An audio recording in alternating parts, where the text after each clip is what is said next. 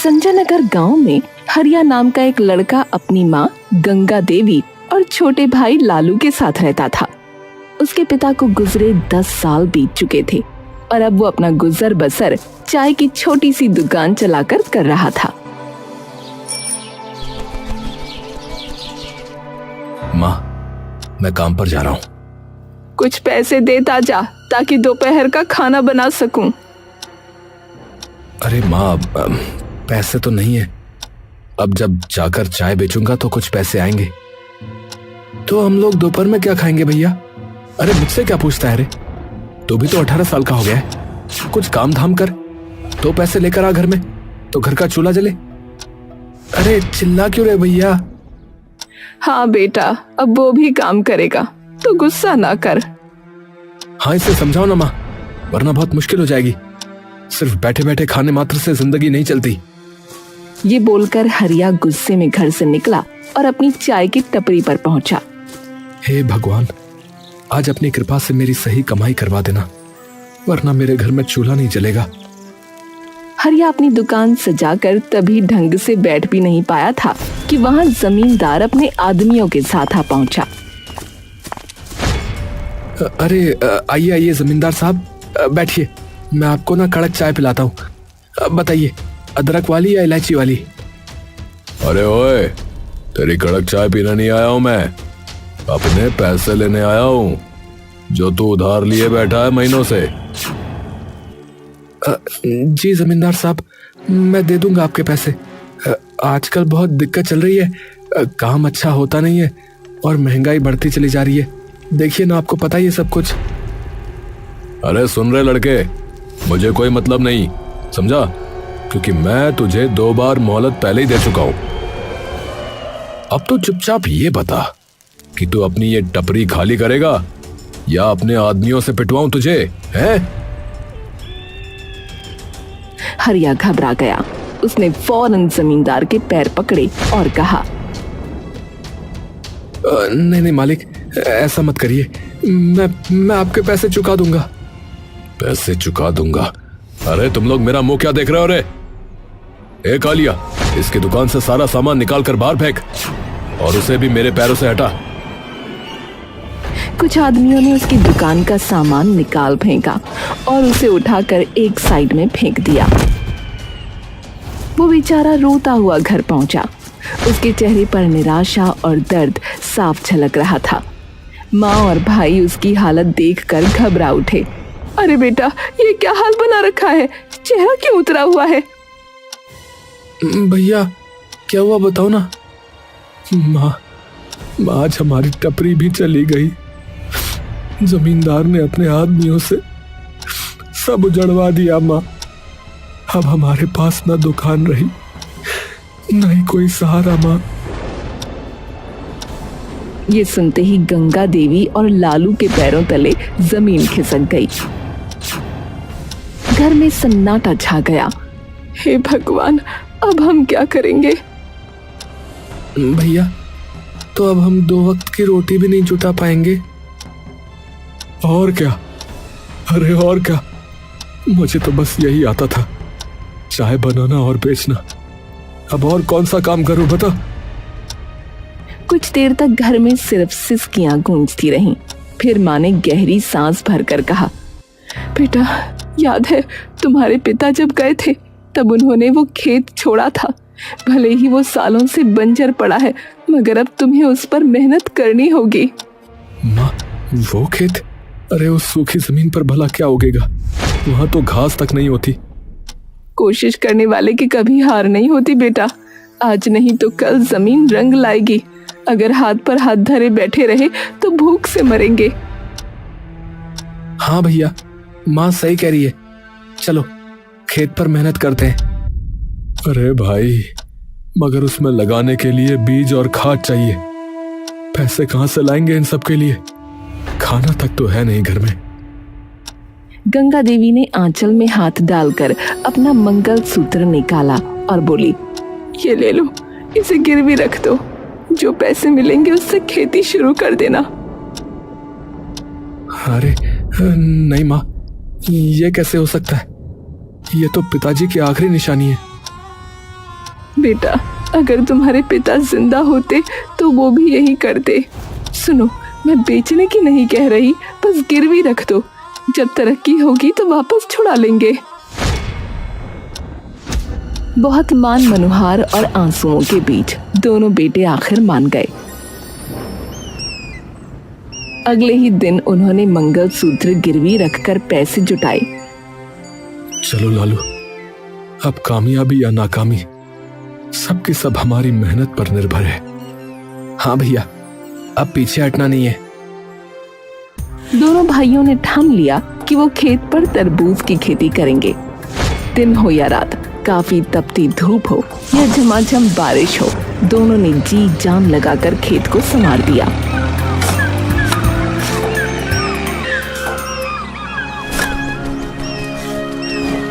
हाँ, देख लालू, मिट्टी की खुशबू बदल रही है। लगता है हमारी मेहनत रंग लाएगी रे। हाँ भैया, जमीन भी हमारी लगन को पहचान गई है लगता है। और सचमुच कुछ ही महीनों में खेत बड़े बड़े हरे भरे तरबूज से भर गया। अब समय आ गया जब उन्हें अपनी उपज मंडी ले जानी थी। दोनों भाई बैलगाड़ी में तरबूज भरकर मंडी पहुंचे।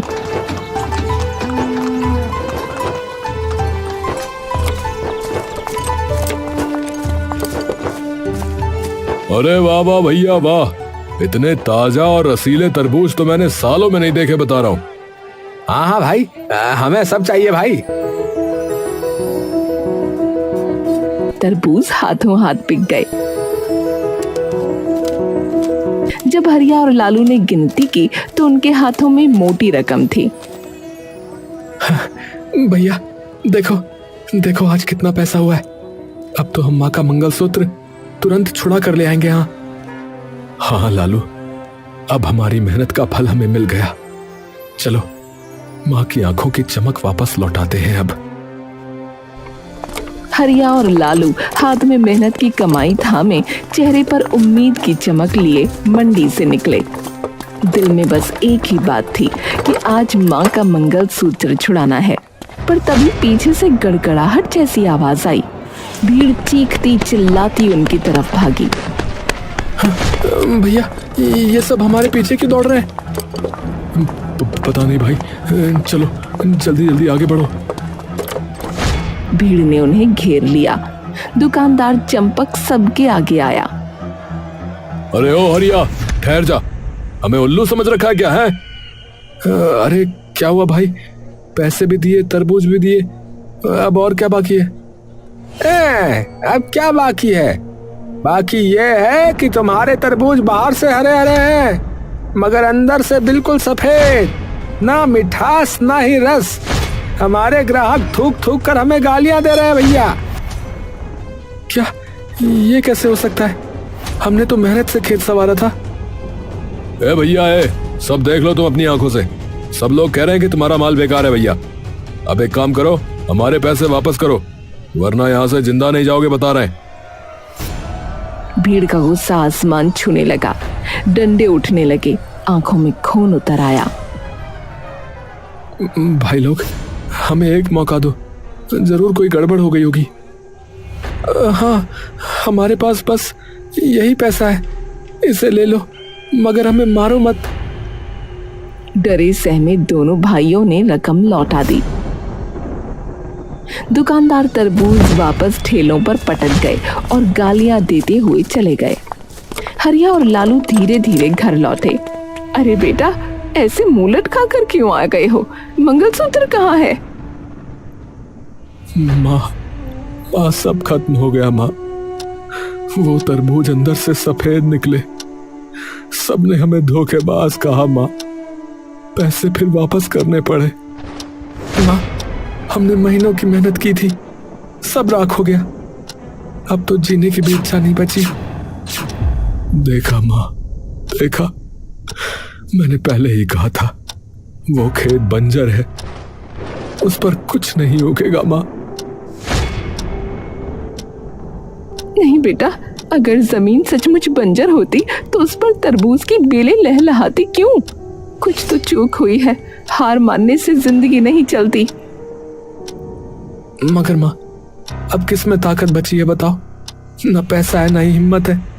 फिर से कैसे शुरू करेंगे? इस बार तरबूज नहीं, खजूर की खेती करो। समय ज्यादा लगेगा, मगर मुझे यकीन है इस बार किस्मत बदल जाएगी। खजूर? मगर माँ, बात वही है, पैसे कहाँ से आएंगे? इस बार मेरा आंगन ही गिरवी रख दो, ये झोपड़ी ही दे दो। माँ, घर अगर ये भी चला गया तो हम रहेंगे कहाँ माँ? माँ तुम पागल तो नहीं हो गई हो? क्या बोले जा रही हो? पागल नहीं हूँ, बस समझती हूँ कि जिंदा रहने के लिए छत से पहले पेट जरूरी है। अगर भगवान ने चाहा तो ये घर भी लौट आएगा।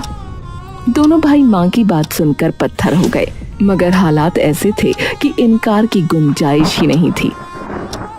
अगले दिन वो जमींदार के पास पहुंचे।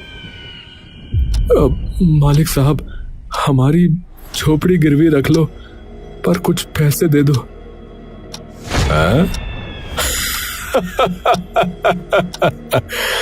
तुम्हारी झोपड़ी? अरे वो माचिस की डिब्बी जैसी जगह मेरे किस काम की भाई? मालिक, वो सड़क किनारे है, अगर आप वहां कुछ बनवाएं तो उसकी कीमत आसमान छू लेगी। जमींदार की आंखों में लालच चमक उठा।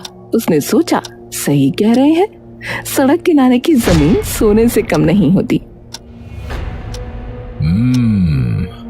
ठीक है, झोपड़ी मेरे पास रखो और लो, ले जाओ पैसे।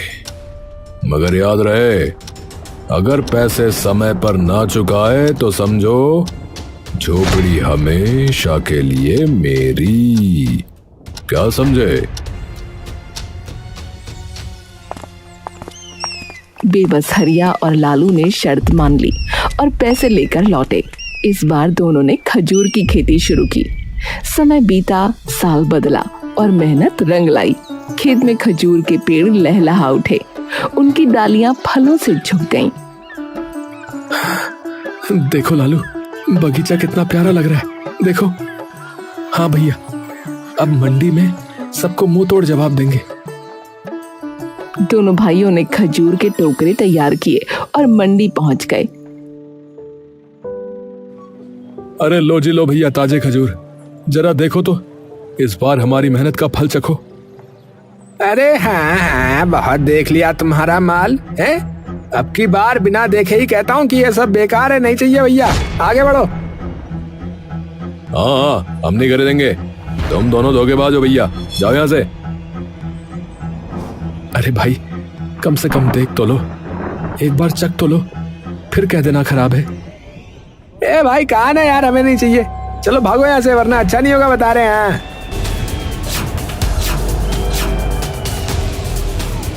भीड़ फिर से शोर मचाने लगी। दुकानदारों ने बिना देखे ही खजूर ठुकरा दिए। अपमान से झुके सर और टूटे दिल लिए हरिया और लालू मंडी से वापस लौटे। भैया, लगता है किस्मत ही हमसे रूठ गई है। हाँ लालू, मेरी तो समझ में ही नहीं आ रहा है कि अब क्या करेंगे। हरिया और लालू मंडी से अपमानित होकर लौटे। चेहरों पर निराशा की कालिख थी। घर पहुंचकर उन्होंने माँ को सारी आप बीती सुनाई। क्या, बिना देखे ही लौटा दिया? अरे भगवान, ये कैसा अन्याय है मेरे बच्चों पर।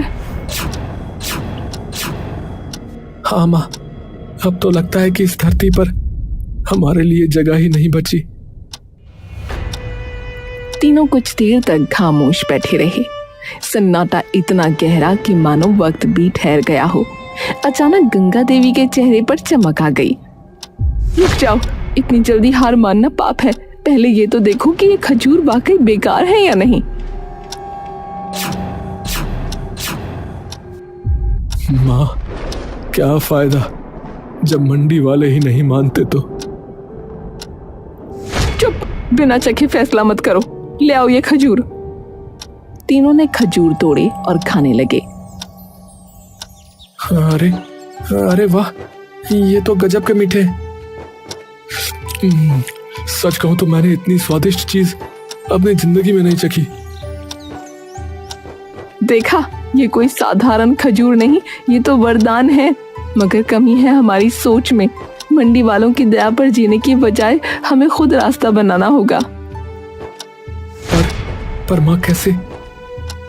मेरे पास एक उपाय है। हम इन खजूरों की बर्फी बनाएंगे और सीधा गांव वालों को बेचेंगे। बर्फी खजूर की?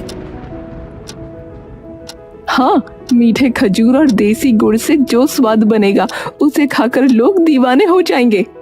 हरिया को थोड़ी उम्मीद जगी। वो तुरंत बाजार की ओर भागा और गुड़ खरीद लाया। गंगा देवी ने खजूर और गुड़ को मिलाकर रात भर चूल्हे पर पकाया। भट्टी की आंच, माँ के हाथों का जादू और उनकी आस्था, तीनों ने मिलकर बर्फी तैयार कर दी। माँ, ये तो चमचमाते सोने जैसी लग रही है। हाँ भैया, अब देखते हैं गांव वाले क्या कहते हैं। अगले दिन दोनों भाई टोकरियों में बर्फी भरकर गांव की गलियों में निकल पड़े। अरे आओ आओ भैया, अरे खजूर की बर्फी, मीठी, नरम और एकदम देसी भैया। अरे बाबूजी आओ, अरे माताजी, अरे भैया, आओ भैया आओ। लो जी लो, खाओ और बताओ कैसी है ये खास बर्फी। लो भैया, दादा आओ देखो चखो। गांव वालों को तो पहले ही शक था, मगर जैसे ही बर्फी मुंह में गई सबके चेहरे खिल उठे। क्या क्या खिला रहे हो? क्या है ये? बर्फी? खजूर की बर्फी? चलो चखा रहे हो तो खा ही लेते हैं भैया। चखने में कौन सा पैसा लग रहा है?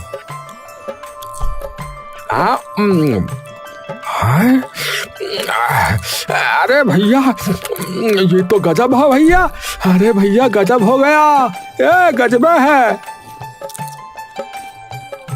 अरे भाई, और मिठाई तो छोड़ो, ये तो बिल्कुल दवा की तरह ताकत दे रही है। मेरे तो हाथ पैर में दर्द था, लेकिन अब मुझे काफी अच्छा महसूस हो रहा है भैया ये खाकर। एक काम करो भैया, मेरे लिए आधा किलो तोल दो। हाँ, और मेरे लिए 1 किलो भाई। भैया मुझे भी 1 किलो कर देना। मुझे तो बच्चों के लिए भी चाहिए। कुछ ही दिनों में खजूर की बर्फी पूरे गांव की सबसे ज्यादा बिकने वाली मिठाई बन गई। सभी तरफ उन्हीं की चर्चा थी। पैसे बरसने लगे। सबसे पहले हरिया ने माँ का मंगलसूत्र छुड़वाया। मंदिर जाकर उसने माँ के हाथों में उसे डालते हुए कहा, माँ, ये सिर्फ कहना नहीं, ये हमारी इज्जत है। आज फिर से आपके गले की शोभा लौटी है। भगवान करे ये कभी दोबारा न छूटे। अब सिर्फ झोपड़ी छुड़वाने का सपना बाकी था। परिवार की आंखों में नई उम्मीद थी, मगर उनकी तरक्की देखकर जमींदार के दिल में आग लग गई। अरे धत तेरे की, ये गरीब अब अमीर बनेंगे? ऐसा नहीं हो सकता, नहीं हो सकता ऐसा। अगर इनके खजूर ऐसे ही बिकते रहे तो कल को तो ये हमारी बराबरी करने पर आ जाएंगे। तो मालिक करना क्या ये बताओ? अरे रात में जाओ रे कमबख्तों, और इसके सारे खजूर चुरा के ले आओ। सुबह सूरज निकले उससे पहले खेत खाली होना चाहिए। जमींदार ने योजना खतरनाक बनाई, मगर किस्मत से उसकी बातें मंडी के दुकानदार चंपक ने सुन ली। अरे भैया, ये तो घोर अन्याय है। मेहनत से उगे खजूर यूं चुराना? नहीं, मैं हरिया को बता दूंगा। हाँ। चंपक ने फौरन जाकर हरिया को सब बता दिया। अरे भैया सुनो, एक अंदर की बात है। जमींदार जो है तुम्हारे खिलाफ साजिश कर रहा भैया। आज रात उसके आदमी तुम्हारे सारे खजूर चुराने वाले हैं। मैंने सुन लिया था भैया, तभी बताने आ गया। क्या? हमारे खजूर? धिक्कार है ऐसे जमींदार पर। हमारी मेहनत का फल चुराने की हिम्मत कर रहा है वो। बेटा, अब ये वक्त है हिम्मत दिखाने का। अगर तुम आज डरे तो हमेशा दबे रह जाओगे। नहीं माँ, आज मैं सबक उसे जरूर सिखाऊंगा। हरिया ने एक योजना बनाई और उसने खजूर के पेड़ों पर खुजली वाली जड़ी बूटी लगा दी। फिर जब आधी रात को जमींदार के गुंडे आकर खजूर तोड़ने लगे तो उनके पूरे शरीर में खुजली होने लगी। अरे भाई, मुझे ये खुजली सी हो रही है। अरे अरे अरे, ये हाथों में खुजली हो रही है। अरे भाई, अरे अब तो पैरों में भी होने लगी भाई। अरे यार, ये क्या हो रहा है? अरे मेरी मैया, अरे पूरा शरीर तो फैल गई भैया। अरे अरे भैया, पूरी खुजली खुजली हो रही है। अरे भाई, मुझे तो ऐसा लग रहा है जैसे चींटियों ने बारात निकाल ली हो मेरे शरीर के ऊपर। ए भैया। अबे यार, खजूर बाद में, सुनो, पहले खुजली उजली रोकने का इलाज लाओ भैया। अरे कुछ ही पलों में सब आदमी पेड़ छोड़ छोड़ कर सड़क पर ऐसे भागे जैसे उनकी कमर में आग लग गई हो। पूरा मंजर देखकर हरिया, लालू और चंपक ठहाकों से लोटपोट हो गए। अरे भाई, मैंने तो बहुत तमाशे देखे, लेकिन इतना शानदार कॉमेडी शो पहली बार देख रहा हूँ भैया। जब सब भाग गए तो हरिया ने चंपक से पूछा, अरे चंपक भाई, एक बात बताओ, आपने हमारी मदद क्यों की? तुमने तो कहा था कि हमारे खजूर बेकार है। अरे अब क्या बताऊं हरिया, जमींदार ने ही हमें भड़काया था भैया। उसने कहा था कि तुम्हारे फल कोई ना खरीदे, ताकि वो फिर तुम्हारा घर हड़प ले। इसलिए तो ये सब उस जमींदार का खेल था। लेकिन अब देखना, मैं अपना घर छुड़वा कर ही दम लूंगा। हाँ। अगले दिन अचानक शहर में एक आदमी आता है और हरिया से कहता है, तुम हरिया हो ना, जो खजूर की बर्फी बेचते हो? जी, आप कौन? देखो भैया, शहर में मेरी कई सारी मिठाई की दुकानें हैं, लेकिन जब से कुछ लोग यहाँ से खजूर की बर्फी खाकर गए हैं तो वो उसी की बात करते रहते हैं, और मेरी दुकानों पर भी उसकी मांग बहुत बढ़ गई है। इसलिए मैं चाहता हूँ कि तुम हमारे लिए खजूर की बर्फी बनाओ भैया। हम तुम्हें अच्छा दाम दे देंगे भाई। अरे ये तो बहुत खुशी की बात है। तो आपको कितनी बर्फी चाहिए होगी? पहली बार में 10 से 20 किलो भी दे दोगे तो चलेगा, लेकिन मुझे ज्यादा चाहिए होगी भैया, क्योंकि मेरी 5 दुकानें हैं। ठीक है भाई साहब, आपको मिल जाएगी। अच्छा ठीक है, फिर ये लो पैसे एडवांस। वो आदमी एडवांस पैसे देकर चला गया। बेटा, इतना बड़ा ऑर्डर, आज मुझे लग रहा है कि मेरी तपस्या सफल हुई। सच में माँ, विश्वास नहीं हो रहा है। कुछ ही महीनों में हरिया और लालू बहुत अमीर हो गए और वो अपना घर छुड़वा लेते हैं। तुमने हमको और सभी गांव वालों को बहुत सताया जमींदार, लेकिन याद रखना, अब हम तुमसे ज्यादा अमीर हैं, और इसीलिए अब कोई समझदारी दिखाने की कोशिश मत करना। हाँ। अरे नहीं भाई, मैं आपसे कभी ऐसा नहीं करूंगा। मैंने तुम्हारी गरीबी का फायदा उठाने की कोशिश की, लेकिन भूल गया था कि किस्मत के आगे किसी की नहीं चलती। मुझे माफ कर दो भाई, मुझे माफ कर दो। हाँ, जाओ, माफ किया। चलो बच्चों। इस घटना के बाद गांव का कोई भी शख्स जमींदार के आगे नहीं दबता था, और इस तरह हरिया और लालू की मेहनत से उनका भाग्य तो बदला और साथ ही जमींदार का दबदबा भी खत्म हो गया।